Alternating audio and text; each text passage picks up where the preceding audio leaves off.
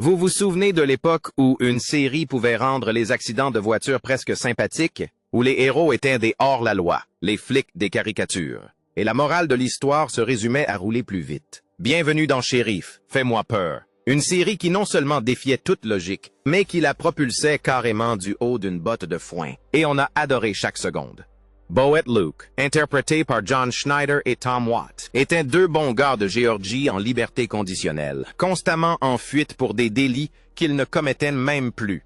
Ils vivaient avec leur oncle Jesse, la conscience morale de la famille, et leur cousine Daisy, dont les tenues provoquaient plus d'accidents de la route que la General Lee elle-même. Ce n'était pas une série télévisée prestigieuse.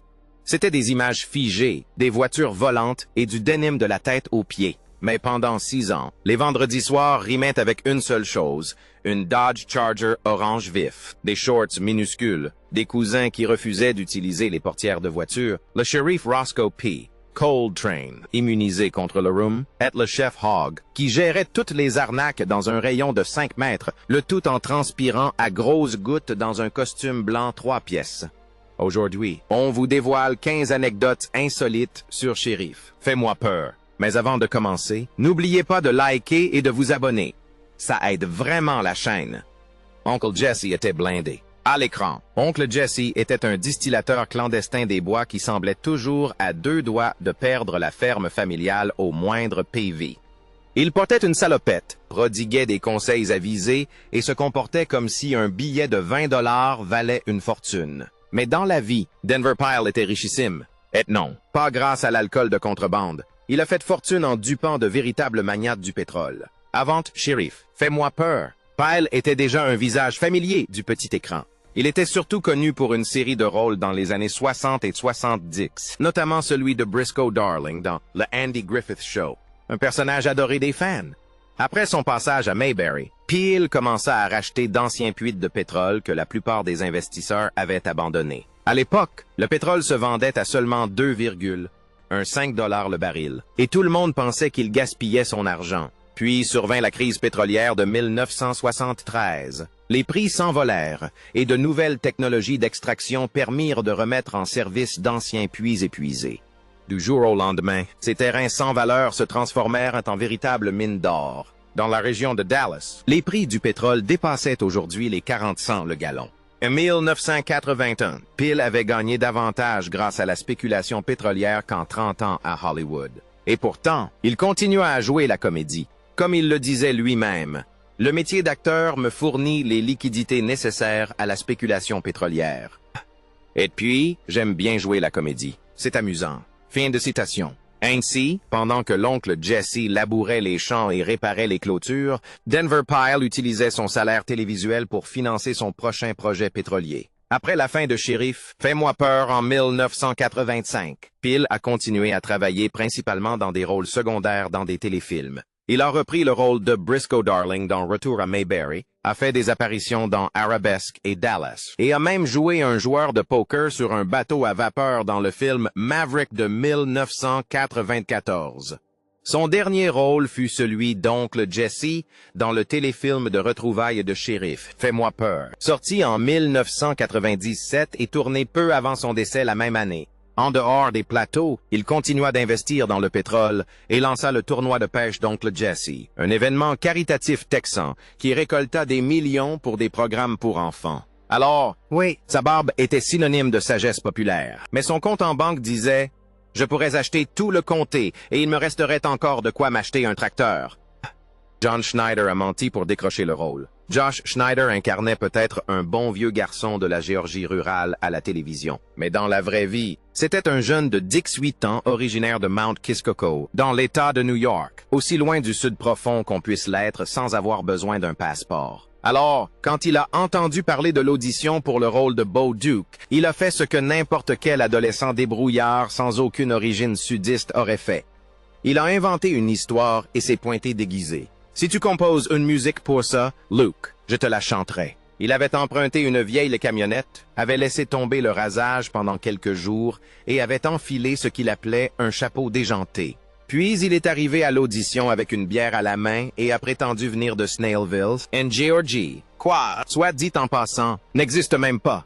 Il a même pris un accent du Sud tellement prononcé que les producteurs lui ont probablement demandé où trouver le meilleur barbecue de la ville. Et ça a marché. Le plus incroyable, c'est qu'il ne savait même pas conduire la General Lee quand il a décroché le rôle. Il a dû apprendre après avoir été engagé. Bref, un jeune de 18 ans originaire de la banlieue new-yorkaise a réussi à obtenir l'un des rôles les plus emblématiques du Sud dans l'histoire de la télévision et l'a incarné avec brio pendant 7 saisons. C'est ça, ce n'est pas le rêve américain. Alors je ne sais pas ce que c'est. La série Sheriff, Fais-moi peur, a débuté en Géorgie. Puis, Hollywood s'en est emparé. En novembre 1978, le tournage a commencé dans de véritables villes de Géorgie. Oxnard, Loganville, Social Circle, Connors, Covington et Atlanta, Pass Snailville, évidemment. De vraies routes de campagne, un charme sudiste authentique et une humidité bien réelle qui a probablement grillé la moitié du matériel de tournage. Et voici quelque chose que vous n'avez peut-être pas remarqué. Les 5 premiers épisodes avaient une ambiance très différente. Le ton était plus cru, l'humour plus adulte et le langage un peu plus direct. C'était Sheriff, Fais-moi peur avant que la chaîne n'intervienne et ne les aseptise. Applaudissements. Une fois que Warner Brothers a vu le montage final et a réalisé qu'il tenait peut-être un succès, ils ont pris une décision typiquement hollywoodienne. On a accéléré le rythme et tout a été transféré en Californie. La production a été déplacée au studio Warner Brothers de Burbank et au Golden Oak Ranch de Disney à New Hall. Cela a simplifié la logistique et leur a permis de construire un immense atelier automobile car ils savaient déjà qu'ils allaient mettre en scène et détruire des Dodge Charger par dizaines. Alors, si ces premiers épisodes paraissent plus bruts et plus authentiques, c'est tout simplement parce qu'ils l'étaient. Après l'épisode 5, Hazard County est devenu n'importe quel coin de Californie qu'il pouvait agrémenter de quelques bottes de foin et d'un « revenez vite ». Et en parlant de véritables monuments de Géorgie, le Boar's Nest est toujours là, à Covington. Mais aujourd'hui, ce n'est plus un bar, c'est devenu le tabernacle chrétien de la délivrance. Eh oui, l'endroit où Daisy servait de la bière et où les garçons se battaient est maintenant un lieu de prière. C'est plus qu'ironique, c'est presque un sermon qui ne demande qu'à être prononcé. La General Lee n'avait pas de porte fonctionnelle, et ce n'était pas intentionnel. Pourquoi Bo et Luke passaient-ils toujours par les fenêtres comme s'ils étaient en retard pour dîner? Eh bien, parce que dans la série, ces portes étaient soudées, comme sur une vraie voiture de course. Dans l'univers de la série, la General Lee était conçue pour la vitesse, inspirée des voitures de NASCAR où les portes soudées étaient la norme pour des raisons de sécurité. Et après avoir vu une Dodge Charger partir en vrille à chaque scène, les portes soudées paraissaient logiques, même si c'était plus une question d'esthétique que de physique. Mais voici le détail qui fait la différence. Il y avait des centaines de General Lee, et toutes n'avaient pas de portes soudées. Seules quelques voitures, généralement celles utilisées pour les gros plans et certains véhicules de cascade, étaient entièrement fermées. Les autres restaient ouvertes pour des raisons pratiques, comme permettre aux chauffeurs de monter et descendre des voitures sans interrompre un tournage. Regardez ça. Malgré tout, l'accès par les fenêtres était de la règle devant la caméra. Ouvrir une portière sur la General Lee, c'était comme voir un cowboy en tongs. Ça n'aurait pas fait naturel. Mais si vous voulez repérer une erreur, regardez l'épisode 1 de la saison 2, Days of Shine and Roses, où Luke claque une portière en un clin d'œil, un moment tellement bref qu'on le rate. Le coût de tous ces accidents pourrait vous surprendre. Bon, soyons honnêtes, Sheriff, Fais-moi peur, était un prétexte pour faire des sauts en voiture, tout faire exploser et, de temps en temps, glisser une intrigue. La General Lee a été propulsée depuis des bretelles d'autoroute, par-dessus des ruisseaux, à travers des granges, par-dessus des ponts et, parfois, dans ce qui semblait être une autre dimension. Et il fallait bien que quelqu'un soit dans la voiture quand c'est arrivé. Une vraie personne, avec de vrais os et de vraies primes d'assurance. Les cascadeurs se blessaient souvent. Des voitures se retournaient sans prévenir. Des sauts tournaient mal, littéralement. Des arceaux de sécurité cédaient, des harnais se rompaient, et contrairement aux décors d'aujourd'hui avec leurs filets de sécurité en images de synthèse, ces accidents n'étaient pas numériques. C'était juste un pauvre type nommé Rusty, casqué, serrant contre lui le premier objet religieux qu'il pouvait trouver dans sa boîte à gants. En 1980, un assistant caméra nommé Rodney Mitchell trouva tragiquement la mort lorsque son camion de tournage perdit le contrôle dans la boue. Cet événement nous rappelle avec gravité que derrière les démonstrations de force et les accidents spectaculaires, de vraies personnes prenaient des risques pour créer ces moments iconiques dont nous nous souvenons encore aujourd'hui.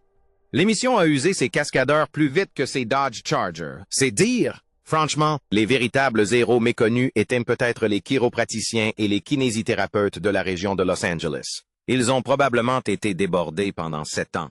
La General Lee recevait plus de courriers de fans que les acteurs. Vous avez peut-être adoré B et Luke, ou peut-être aviez-vous un faible pour Daisy comme moi, mais statistiquement, vous avez probablement écrit à la voiture, au plus fort de la popularité de la série. Les shérifs, fais-moi peur. Recevait environ 60 lettres par mois, et plus de la moitié étaient adressées à la General Lee. Eh oui, une Dodge Charger surpassait même les acteurs en termes d'enthousiasme des fans. Les enfants voulaient connaître les caractéristiques du moteur. Les adultes voulaient savoir comment s'en procurer un. Et certains fans ont simplement écrit des messages touchants pour dire au général à quel point c'était impressionnant de le voir traverser un panneau publicitaire au ralenti. Ce n'était pas qu'une simple voiture, c'était une véritable star. Et si vous demandez à Warner Brothers, c'était aussi une mine d'or pour le merchandising. Alors oui, la série Shérif, Fais-moi peur mettait en scène des acteurs. Mais la véritable vedette, c'était cette voiture orange vif dont le klaxon jouait Dixie à la perfection. Les survivants valent plus que la plupart des maisons. Voici une anecdote financière qui vous fera reconsidérer toutes vos décisions. La série Shérif, Fais-moi peur, a utilisé plus de 300 Dodge Charger pendant son tournage, transformant des muscles-corps classiques en bolides oranges pour notre plus grand plaisir. Pourtant, aujourd'hui, on ne connaît qu'une vingtaine de General Lee authentiques utilisés à l'écran. Et ces exemplaires survivants, eh bien, ils valent plus que la plupart des fonds de retraite. On parle de plus de 250 $ pour une authentique General Lee de cinéma, selon son état et le nombre de fois où elle a réellement volé. Ce n'est pas seulement cher. C'est tellement cher que je pourrais acheter une maison dans le Midwest ou cette voiture une fois qu'elle a franchi une grange. Et voici le plus surprenant. En 2008, John Schneider a vendu l'une de ses répliques de General Lee pour 230 $. Pas une voiture utilisée à l'écran, juste une réplique en excellent état ayant appartenu à Beau lui-même. Mais ce n'est pas tout. En 2012, le golfeur Bubba Watson a acheté Lee Hun, la toute première General Lee utilisée dans le pilote, pour 110 $. Il y a un monde entre le décollage au-dessus de Barnes et le fait de se retrouver dans un garage climatisé. Voilà ce qui arrive quand une voiture de la télé rencontre les moyens financiers du PGA Tour. Alors oui, cette tache orange que vous voyez tous les vendredis soirs vaut maintenant plus que votre première maison, vos études supérieures et probablement la voiture que vous conduisez actuellement. L'émission n'a pas seulement fait exploser des voitures, elle a aussi créé par inadvertance certains des objets de collection télévisuelle les plus chers au monde. Très bien, nous sommes à peu près à la moitié du compte à rebours, puisque vous êtes encore là. N'hésitez pas à liker et à vous abonner. Vous appréciez sûrement cette balade dans le comté de hasard. Allez! Retour à la vidéo. Boss Hogg était un génie. Sorrel Book était un véritable génie. Majeur de sa promotion au lycée, il s'inscrivit à l'Université Columbia à 16 ans et obtint son diplôme à 19 ans, avant même que la plupart des étudiants ne choisissent une spécialisation. Il a ensuite étudié à Yale, où il a obtenu une maîtrise en beaux-arts, a servi comme officier de contre-espionnage pendant la guerre de Corée, et parlait couramment 6 langues. L'anglais, le français, le japonais, l'espagnol, le russe et l'italien, sans compter qu'il maîtrisait une demi-douzaine d'autres, dont l'arabe, le mandarin et le suédois. Car, apparemment, être polyglotte et ancien combattant formé à Yale ne lui suffisait pas. Avant Shérif, Fais-moi peur, Book s'était déjà forgé une solide réputation. Des rôles à Broadway, une nomination aux Emmy Awards et des prestations remarquées dans des séries comme MASH, Columbo et All in the Family. Mais pour la plupart des Américains, il restera à jamais Boss Hogg, la caricature du politicien corrompu en costume blanc, symbole de la corruption dans les petites villes. Book ne mesurait qu'1,68 mètres et pesait environ 84 kg pendant le tournage. Pour incarner Boss Hogg, il portait des rembourrages qui augmentaient son tour de taille à 1,52 mètres. Quant à son accent du Sud, il s'en est inspiré des sénateurs américains Sam Ervin et Strom Thurmond. Alors la prochaine fois que vous le verrez se dandiner dans le comté de hasard en costume 3 pièces blanc, souvenez-vous que c'est un officier d'excellence polyglotte, diplômé de Yale, qui porte des coussins de canapé et transforme la politique du Sud en art comique. Après la fin de Shérif, Fais-moi peur en 1985, Sorrel Book n'a pas disparu des écrans. Il a complètement changé de registre. Il est devenu un comédien de doublage prolifique, prêtant son talent à des productions aussi diverses que Scooby-Doo rencontre les Boo Brothers, Captain Planet et Bonkers. Il a même dirigé l'orchestre philharmonique de Buffalo. Comme on pouvait s'y attendre, Book s'est éteint en 1994 à l'âge de 64 ans. Mais son héritage, à la fois comme acteur de formation classique et comme commissaire de comté inoubliable de l'histoire de la télévision, perdure. Le film oublié qui a donné naissance à Hazard County. Bien avant que Bo et Luke ne sautent des ruisseaux au ralenti sur fond de musique de banjo, Sheriff, Fais-moi peur, était à l'origine un film peu connu de 1975 intitulé Moonrunners, écrit et réalisé par Guy Waldron, qui créera plus tard la série télévisée. Le film suivait deux cousins, Grady et Bobby Lee Hagg, interprétés par James Mitchum et Kyle Martin, qui fabriquaient clandestinement de l'alcool pour leur oncle Jesse, joué par Arthur Honeyhoot, dans le comté de Shiloh, en Géorgie. Ça vous rappelle quelque chose? On y trouvait de tout. Une Chevrolet Traveler de 1955 surpuissante, un shérif véreux nommé Roscoe Coltrane, interprété par Bruce Atkins, des courses-poursuites, des histoires de hors-la-loi et un trafiquant d'alcool local corrompu du nom de Jack Rainey, joué par George Ellis. Ah oui, et One Jennings dans le rôle du ballader, comme dans la série télé. Même Ben Jones, qui jouera plus tard Cutter dans Sheriff, Fais-moi peur, fait une apparition dans un petit rôle d'agent fédéral à Chicago. Mais Moonrunners n'était pas vraiment un film pour toute la famille. C'était plus sombre, plus violent, et les personnages devaient vraiment faire face aux conséquences de leurs actes. L'oncle Jesse meurt. Il y a une intrigue secondaire d'adultère. Et oui, les cousins utilisent des flèches explosives pour faire sauter une distillerie clandestine. Lorsque Waldron a adapté le concept pour la télévision, il l'a considérablement édulcoré. Moins de violence, plus d'humour et une fin en plan fixe où personne n'est jamais gravement blessé. Bref, les Dukes étaient tirés d'un film, mais avec moins de conséquences. Plus de rigolade et des forces de l'ordre dignes d'un dessin animé du samedi matin.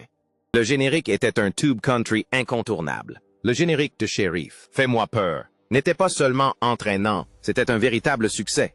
Écrit et interprété par la légende de la country One Jennings. Good Old Boys. Le thème de la série a atteint la première place du classement Billboard Hot Country Songs en 1980 et s'est même hissé à la 21e place du Hot Cent. La chanson a conféré à la série une véritable crédibilité culturelle, surtout dans le Sud. Des décennies plus tard, elle reste l'un des génériques les plus reconnaissables de l'histoire de la télévision. Mais la série n'a pas disparu pour autant. Depuis, elle a été reprise et réinterprétée par des légendes de la country et même par quelques personnalités excentriques de la pop culture. Le fils de Jennings, Shooter Jennings, l'a interprété en concert lors des Duke Fest. John Schneider, Tom Watt et Catherine Bach ont même réalisé un clip pour le DVD de la saison 7. Dans le film Reboot de 2005, Willie Nelson, alias Uncle Jesse, a assuré le chant. Et dans Sheriff, Fais-moi peur, le commencement 2007, John Anderson lui a donné une ambiance rock sudiste plus brute. Sans compter les versions déjantées de Travis Tritt, Lil White, et même Alvin et les Chipmunks l'ont reprise. Même ceux qui ne connaissent pas Cutter connaissent ce morceau, et soyons honnêtes, il est toujours aussi entraînant. Les acteurs ont jeté un coup d'œil au projet et ont refusé. On pourrait croire qu'un reboot cinématographique de Sheriff, Fais-moi peur, serait l'occasion rêvée de réunir la distribution originale, pour quelques apparitions nostalgiques et une petite tournée triomphale à Hollywood. Mais non, pas du tout. John Schneider, Tom Wopat et Catherine Bach ont tous trois examiné le scénario et décliné poliment les propositions de caméo. Et quand on dit poliment refusé, on veut dire qu'ils ont probablement lu 2 pages et se sont enfuis en hurlant. Ben Jones, alias Teeter, est allé encore plus loin. Il a qualifié le film de minable, a boycotté l'avant-première et a déclaré publiquement qu'il n'avait rien à voir avec l'esprit de la série originale. Et dire que c'est un type qui a passé 7 saisons à faire semblant de réparer des voitures rafistolées avec du ruban adhésif et des prières. Quand ceux-là même qui ont fait de la série un phénomène se désolidarisent activement d'un reboot, renonçant ainsi à un gain facile et à une nouvelle visibilité, ce n'est pas simplement un mauvais signe. C'est un signal d'alarme visible depuis l'espace.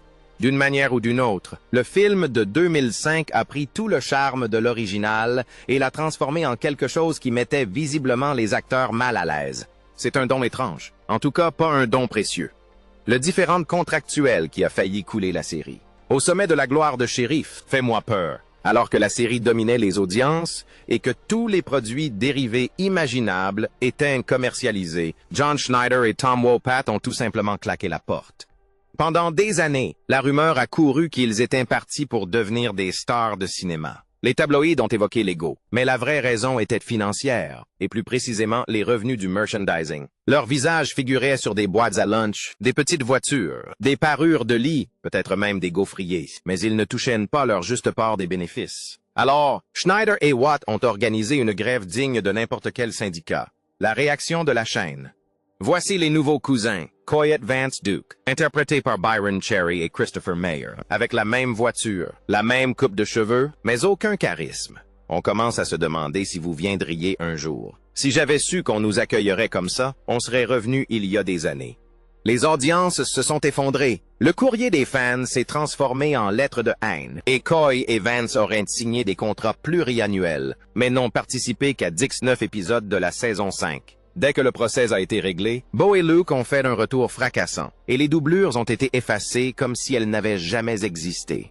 Pas d'adieu, pas de flashbacks, même pas une allusion. Et d'aujourd'hui encore, la plupart des fans sont incapables de dire qui était Coy et qui était Vance. Franchement, c'est sans doute mieux ainsi. Les Dukes of Hazzard. La série animée, même voiture, plus de péripéties. Les Dukes of Hazzard nous offraient des courses-poursuites endiablées arrosées d'alcool de contrebande, des fonctionnaires corrompus de petites villes et deux bons vieux gars qui, on ne sait comment, échappaient à la prison en conduisant à toute vitesse sans jamais faire de mal à personne. C'était du chaos sudiste à l'état pur. Alors, naturellement, la version animée s'est demandée. Et si on remplaçait tout ça par une course automobile internationale, des complots de sabotage et un raton laveur nommé Smokey? Dans Sheriff, le Arrow, lancé en 1983, les Dukes participent à une course automobile mondiale pour remporter un prix qui sauvera la ferme familiale de la saisie. Boss Hogg, le shérif Roscoe et Flash, le chien de Roscoe, se joignent eux aussi à la course. Leur plan? Tricher pour remporter la victoire, empocher le prix et s'emparer de la ferme familiale Duke au passage. Chaque épisode commence par l'oncle Jesse, lisant à voix haute une lettre à Smokey, son raton laveur de compagne, pour lui raconter ses dernières aventures de course. Apparemment, au début des années 80, le public cible des résumés de course-poursuite à grande vitesse était constitué de petits animaux des bois. Mais si le concept n'était pas assez extravagant, voici le véritable rebondissement. Lors de la première diffusion du dessin animé, B et Luke étaient absents suite à un différend contractuel. Le dessin animé mettait donc en scène leurs cousins de seconde zone, Coyote Vance, interprété par Byron Cherry et Christopher Mayer. Autrement dit, le groupe de musique que personne n'était venu voir. Pendant toute une saison, les enfants ont donc regardé Coy et Vance, deux personnages animés, parcourir le monde comme s'ils étaient les véritables vedettes de la franchise. Puis, Tom Watt et John Schneider ont conclu un accord avec CBS. Bien sûr, Coy et Vance ont disparu au début de la saison 2, tandis que Bo et Luke réapparaissaient comme par magie. L'animation était du pur Hanna-Barbera. Vous savez, des cycles de courses recyclés, des sauts sans gravité, et le klaxon typique de Dixie qui retentit dans tous les pays, de la France aux Fidji, parce que la subtilité n'était pas vraiment le point fort du Duc. Et si tout vous semblait familier, c'est normal. Il s'agissait du même studio que pour Scooby-Doo et les pierres à feu. Des effets sonores et des décors recyclés. Sans doute vus dans 3 autres émissions le même matin. Bien que Sheriff, Fais-moi peur, n'ait duré que 20 épisodes répartis sur 2 saisons, la série offrait tout ce qu'on attend d'une adaptation du samedi matin. Des gags burlesques, des déguisements extravagants, une logique digne d'un dessin animé. Et le raton laveur, acolyte de l'oncle Jesse, quoi, contre toute attente, était plus cohérent que Coy et Vance. Au moins, Smokey n'a pas été mis à la porte après une seule saison. Cette manœuvre de conduite emblématique ne fonctionnait que dans un sens. Avez-vous déjà remarqué quelque chose d'étrange dans les cascades à 2 roues motrices caractéristiques du Duke? Revoyez la vidéo. Le General Lee se cabre presque toujours du côté conducteur, les roues côté passager restant au sol. Idem pour les voitures du shérif. Ce n'était pas un hasard. Tout cela était dû à un homme, Buzz Bundy, une légende des voitures de ski, qui réalisait la plupart de ces cascades audacieuses. Le plus étonnant, Buzz ne pouvait le faire qu'avec le côté conducteur en l'air. Il a essayé de retourner la voiture, mais c'était physiquement impossible. Il a comparé la situation à celle d'être droitier ou gaucher, sauf qu'au lieu d'écrire, il s'agissait de faire basculer une voiture de 1,360 kg à pleine vitesse sur l'autoroute. Du coup, chaque fois qu'un scénario exigeait cette cascade, les réalisateurs avaient deux options. Soit réécrire la scène pour qu'elle corresponde à l'habileté de Buzz, soit trouver quelqu'un d'assez audacieux et fou pour tenter l'expérience dans l'autre sens. Attention. Divulgation. Ils ont gardé Buzz. Son talent était non seulement rare, mais digne de l'élite hollywoodienne. Il était le spécialiste incontournable des cascades sur deux roues à Hollywood, réalisant le même exploit incroyable dans Knight Rider, L'homme qui tombe à pic et d'innombrables autres films. Si vous voyez une voiture en équilibre sur deux roues dans les années 80, il y avait de fortes chances que Buzz Bundy soit au volant. Et quand on compare ça aux cascades assistées par des engins sophistiqués des films Duke de 2005, eh bien, le travail de Buzz est d'un tout autre niveau.